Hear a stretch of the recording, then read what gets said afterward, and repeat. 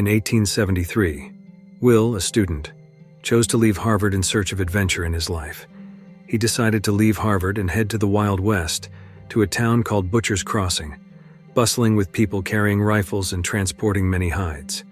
These men were hauling a cart full of hides from the open bison hunt, and Will wanted to join them, heading to the town's only hide buyer. Seeking his help, Will met Miller, who disturbed Will's shy view as he complained about the number of hides piling up there. Miller said the number was nothing, and he suggested Will, who was new to the West, to go and cut wood, but Will was not discouraged and walked to McDonald's office. He was too busy to look up from his books, and when Will mentioned his father, he gave Will time to talk about how his father knew him. Will, in his ignorance, wanted to join the hunting party, and he gathered the courage to sit across the table and tell him that he wanted to join the hunting party. Miller asked Will why he wanted to join Miller's hunting party, but Will was silent, so Miller answered for him, saying that Miller was a wealth hunter. Miller had been a member of the hunting team before, and due to unfair profit sharing, the team that had been formed had disbanded. After confirming Will's loyalty, Miller planned his own hunt, 4 days east of Colorado, where his hunting hides would belong to Miller. The reason other teams were afraid to go was simple. The place was too dangerous, and the old man who lost his hand there felt very challenging. When he agreed to join the hunt, Miller said there was a condition.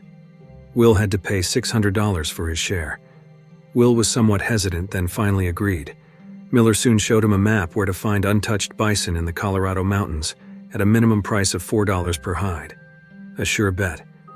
It was a beautiful autumn day and he couldn't contain his excitement about the future, but in reality, the horse journey to the Colorado mountains, 4 more days, had been very hard for him. The team consisted of 4 people, plus a cart to carry the hides, and Miller was the main hunter, while Schneider was the butcher, and Hoag was responsible for logistics, so Will could only help a little. The team encountered several herds of bison, but Miller refused to stop for them, saying that many bison in the hidden valley, in the midst of the change of autumn and winter, were soft and smooth, and the quality of their hides was truly extraordinary. Full of hope, Will, who had never ridden a horse before, suffered intense physical pain, blood boils on the inside of his feet from the horse's back, and a diet that was too rough. His diet was so rough that his stomach had difficulty adjusting, and he lost weight. When he realized that he was broken, he was comforted by the old man. In that desolate valley, one could only marvel at the dangerous environment, but everyone, driven by greed, still chose to face the challenge.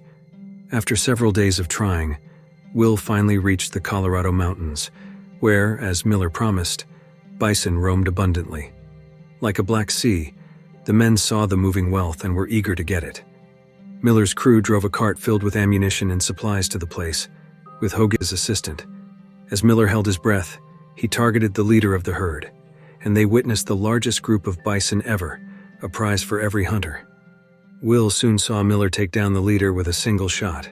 Will thought Miller had missed, but Miller said that 100 meters more, the bison would fall. And Miller was right. Then the bison that faithfully guarded the leader were killed one by one. Will was also busy, skinning the animals and leaving the bison meat as a supply. But what Schneider did next was very strange to Will. He took some meat and gave it to Hoag, who immediately brought out white powder and sprinkled it on the meat and threw it all over the camp. Hoag quickly explained to him what he had just sprinkled was wolf poison. The reason was that a large number of bison hides would attract a dense pack of wolves. Once one of the wolves accidentally ate the poison and died, other wolves would eat it. And Miller continued to work tirelessly. Will skinned faster and faster, still lagging behind Miller's speed because there were too many bison to handle. The massacre lasted for 3 weeks, a week longer than the original plan. Today, as the temperature drops and the snowstorm approaches, there is no way out for Miller and the others. But Schneider wants to leave with Miller's cart, and there are enough hides to share. He couldn't stand being here, with Miller in his hunting madness and refusing to listen to common sense. Ignoring their pleas, he decided to continue the hunt. And now the grassland was so disturbed, he shot the new leader dead, and the bison fell to the ground. As winter approached and a new leader emerged, the herd began to migrate to warmer lands, and Miller's team had collected more than 3,000 hides, which they sold at a cheap price. selling it at a cheap price, they were still rich people. And not wanting to let it go, Miller forced Will to ride his horse and join him in chasing the fleeing herd. But the snowstorm, which had been lurking, followed their tracks, and they couldn't avoid it. So they used bison hides to cover their bodies and keep from freezing. Not knowing how long the storm lasted before it stopped, they had dodged it without limit. And Will was worried enough to suggest a trip home before the second storm came. Miller rejected the suggestion because there were still many hides to be skinned, and the carcasses had frozen. If the tanned hides were worth a fraction of what they had hoped, then all the suffering there would be in vain, and if another storm came, they would be in more chaos.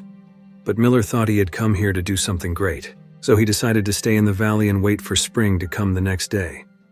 After all, they had a large pile of meat, with a natural water source and an old friend who had returned from a 2-week journey with a full load and now forced to stay out in the cold for months. Schneider was angry. He was annoyed with Hoga, who was calm and relaxed, and then mocked Hoga by throwing his Bible and had successfully made him angry. The annoyed Hoga then put wolf poison into food for Schneider, but it didn't kill him. The intention to make Schneider suffer every time after eating made Schneider aware.